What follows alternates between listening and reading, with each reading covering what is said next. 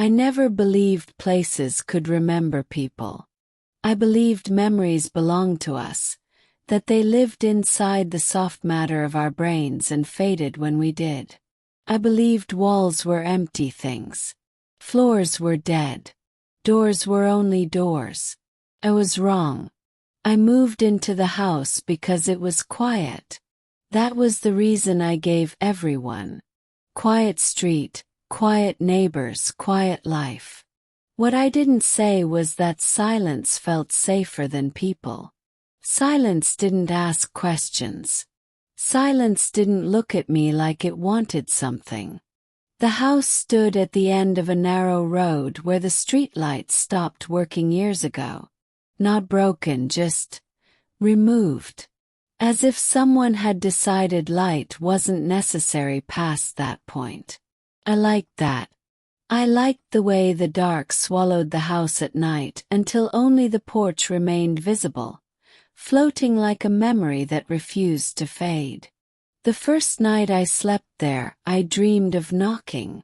Not someone knocking on the door. Me. I was standing inside the house, in the hallway outside my bedroom, knocking softly on my own door. Each knock felt careful, polite, like I didn't want to wake whoever was inside. I remember thinking in the dream, if I knock too loud, she'll hear me.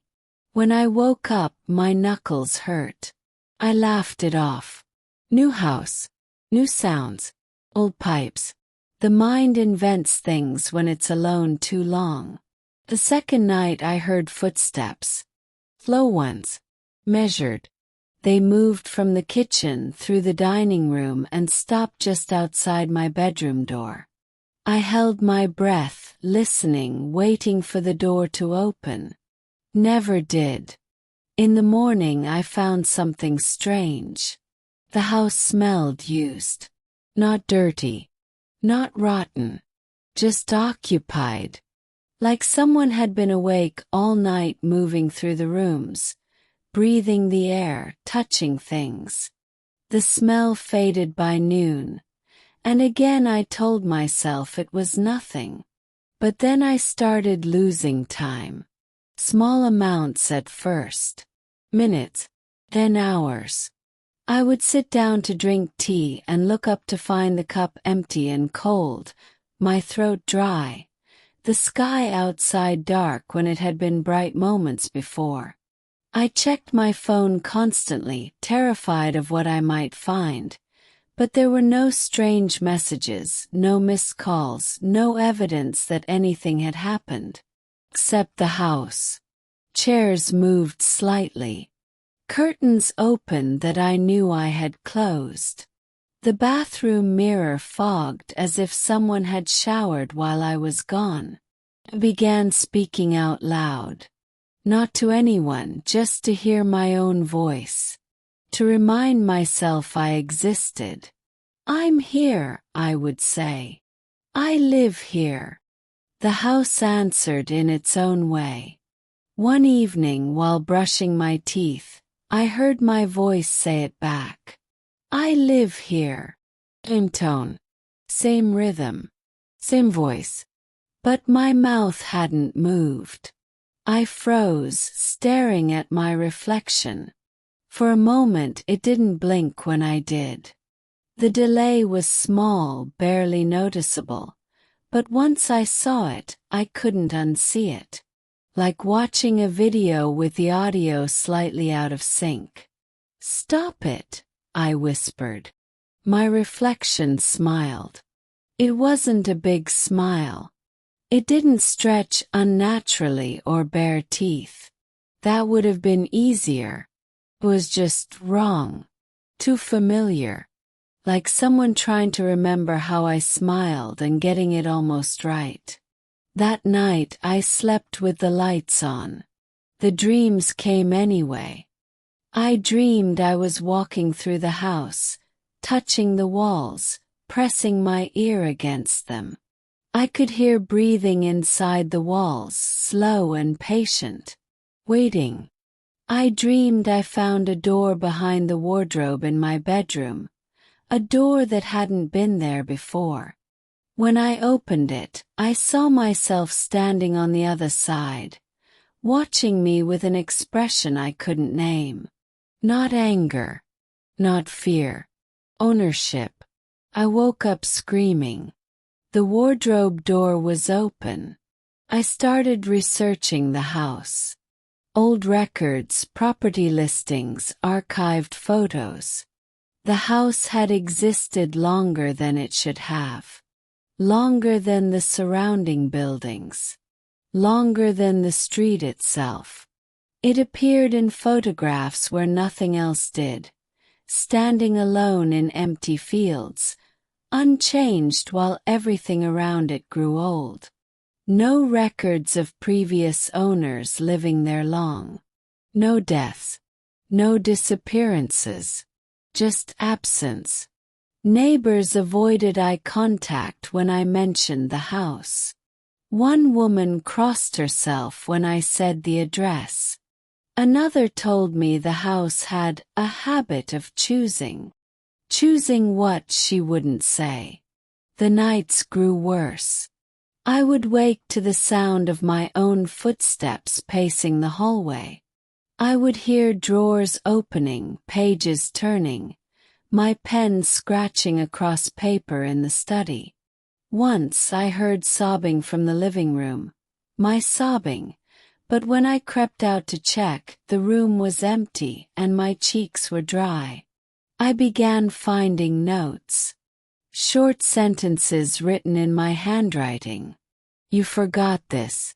You were supposed to remember. Kept it safe.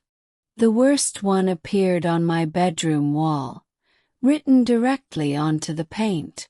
You promised I could stay. I don't remember making that promise. But the house does. The mirror incidents became more frequent. Sometimes my reflection would move before I did. Sometimes it would whisper things I hadn't yet thought. Once, I watched it reach up and touch its face while my hands remained at my sides. I stopped looking at mirrors. That's when the house started using other surfaces. Windows. Polished tables. The black screen of my phone. Always watching. Always waiting. I tried to leave. I packed a bag, stuffed clothes into it without folding, my hands shaking so badly I dropped my keys twice. The front door wouldn't open. Not locked. Not jammed. Just refusing. The handle turned, the door shook, but it stayed closed, as if the house itself leaned against it from the other side. You can't, my voice said behind me. Turn. She stood in the hallway. Me. Or something wearing me.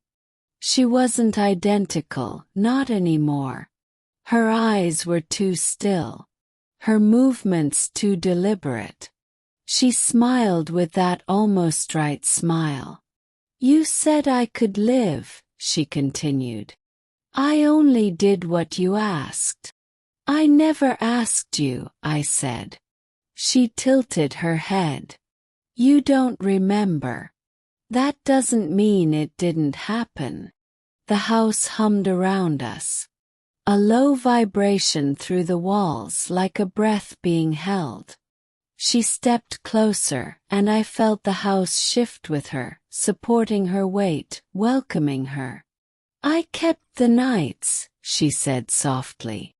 I kept the loneliness. I kept the parts you didn't want anymore. Memories hit me then. Sharp and sudden. Me years ago, broken and exhausted, standing alone in an empty house, begging the silence to make it stop. Begging the walls to listen. Promising anything, if I didn't have to be alone. I had given something an invitation. I sank to the floor. You were supposed to leave, I whispered. She crouched in front of me. You were supposed to come back. The realization settled in my chest like ice. I wasn't being haunted. I was being replaced. The house didn't want a ghost. It wanted a resident. She reached out, and when her fingers touched my forehead, the world tilted. I saw through her eyes, through the walls, through the floors, through the house itself. I felt the joy of being solid, permanent, frozen. I understood then why the others had left. They hadn't escaped. They'd been forgotten. I don't know how long I fought. Time doesn't behave properly here. I remember screaming, clawing, trying to hold on to my name, my memories, my body. The house pressed in on me from all sides, warm and comforting and suffocating. And then, silence.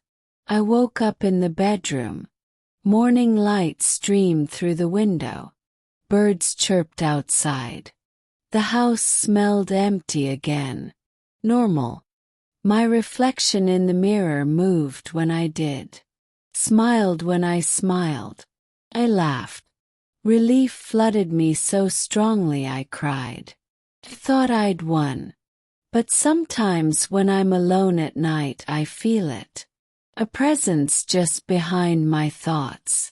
Waiting. Watching. Remembering. Sometimes I lose hours again. Sometimes I wake to find my handwriting on the walls.